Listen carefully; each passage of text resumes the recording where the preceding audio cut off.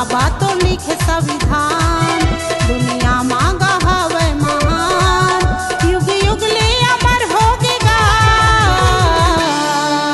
तोरे नाम, युग युग ले अमर होगेगा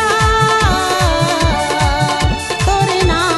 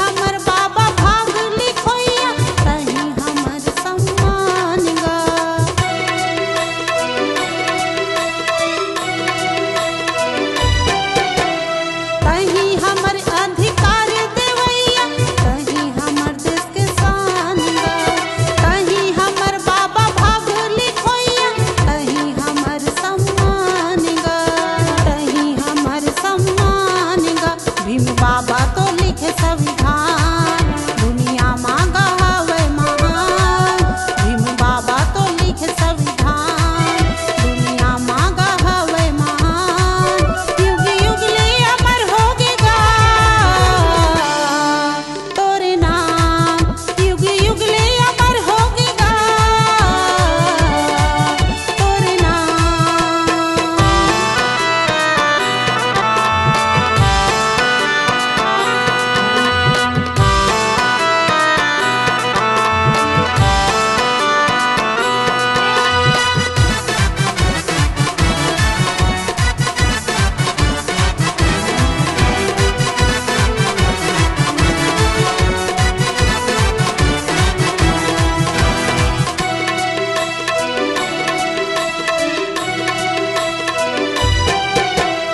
शिक्षा के राजा गते हैं कहाए बाबा विद्वान गा, देश विदेश में नाम कमाए धरती के भगवान गा।